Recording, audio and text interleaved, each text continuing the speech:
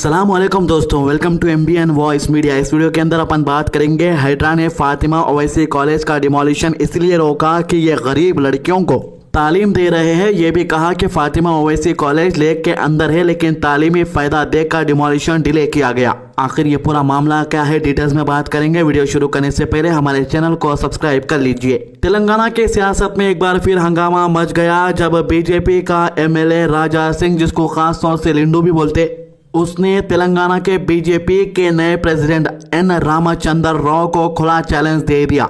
थोड़े दिन पहले ही बीजेपी ने रामचंद्र राव को तेलंगाना का स्टेट प्रेसिडेंट बनाया था, लेकिन इस फैसले से नाराज होकर राजा सिंह ने पार्टी से ही इस्तीफा दे दिया। अब जो पार्टी इसको इतने सालों से बचाई ने इसकी खुद की पार्टी का नहीं हुआ तो दूसरों का क्या होगा। तो राजा सिंह ने एक वीडियो रिलीज करते हुए कहा कि ये नए बीजेपी प्रेसिडेंट को एक सॉलिड टारगेट का मशवरा देना चाहता है। इसने कहा कि नए प्रेसिडेंट एक मजबूत एडवोकेट है और कुछ लोग इसकी कैपेबिलिटीज पर सवाल उठा रहे हैं, लेकिन उन्होंने अपना काम से साबित कर दिया है कि वो काबिल है। इसलिए उसका एक सिंसियर रिक्वेस्ट है कि नए बीजेपी प्रेसिडेंट एक लीगल कमेटी बनाए जो कोर्ट में जाके फातिमा कॉलेज के गिराए जाने की लीगल लड़ाई लड़े। ये कौन बोल रहा? लिंडू बोल रहा। किसको बोल रहा? बीजेपी के नए प्रेसिडेंट को बोल रहा, जाके तुम कोर्ट में लड़के वो कॉलेज को गिरा दो बोल के।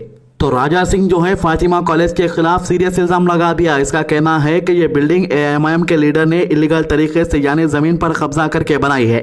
लिंडू ने कांग्रेस और AIMIM के बीच में दोस्ती और अलायंस का भी इल्जाम लगाया और कहा कि इसी वजह से फातिमा कॉलेज के खिलाफ कोई एक्शन नहीं लिया जा रहा। तो लिंडू का हाल कैसा हो गया बोले तो धोबी का कुत्ता घर का ना घाट का बोल के अब कहाँ जगह देखी वहां भौंकना शुरू कर दे रहा। समझो अब एक ऑप्शन ही बचा उसके पास, इसीलिए भौंक रहा। लिंडू बोल रहा है कि अगर तेलंगाना के चीफ मिनिस्टर रेवंत रेड्डी सच में ईमानदार है तो वो फातिमा कॉलेज में हुई इलीगल कंस्ट्रक्शन को गिरवा के दिखाए। अगर CM ऐसा करता है तो वो उसकी नजर में हीरो बन जाएगा।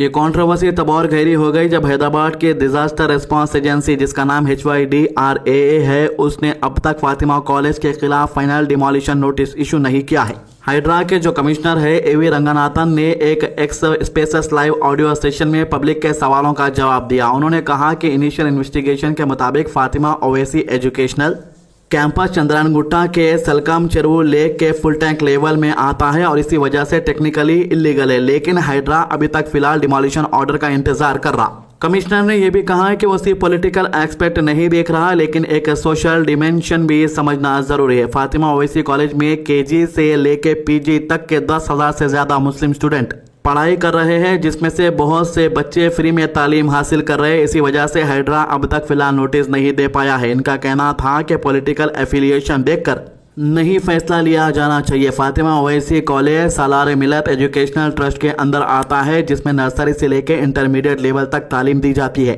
AIMIM के फ्लोर लीडर अकबरुद्दीन ओवैसी ने भी इस मसले पर असेंबली में अपील की थी। उन्होंने कहा था, मुझे तलवारों से मार लो, गोलियां चला दो, लेकिन मेरे अच्छे काम को मत रोको। अकबरुद्दीन ओवैसी की यही अपील ने लोगों का ध्यान अपनी तरफ खींचा कि फातिमा कॉलेज सिर्फ एक बिल्डिंग नहीं बल्कि एक तालीमी मरकज है जो गरीब और मजलूम स्टूडेंट के लिए रोशनी की किरण है।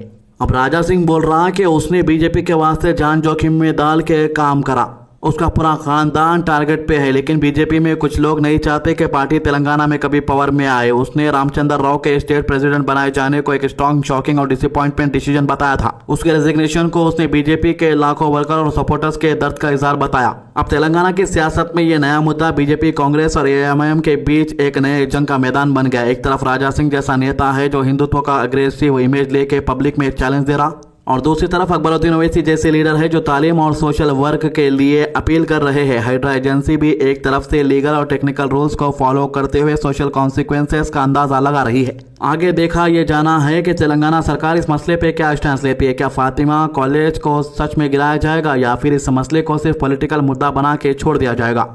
देखो भाई, जो बच्चे पढ़ रहे हैं बहुत कम पैसे देके पढ़ रहे हैं और तकरीबन बच्चे तो फ्री में पढ़ रहे हैं कॉलेज के अंदर।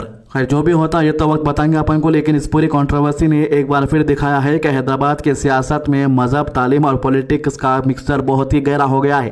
तो ये थी इस मामले की सारी अपडेट। आज की अच्छी बात, कुरान में अल्लाह ताला फरमाता है, जिना करने वाली औरत और जिना करने वाले मर्द दोनों को 100 कोड़े लगाओ। कुरान सूरा 24 आयत 2। हमारे नए चैनल को सब्सक्राइब करो, वीडियो को ज़्यादा से ज़्यादा शेयर करिए, नमाज की पाबंदी कीजिए, कुरान की तिलावत कीजिए और दुआ में याद रखिए। अल्लाह हाफिज़।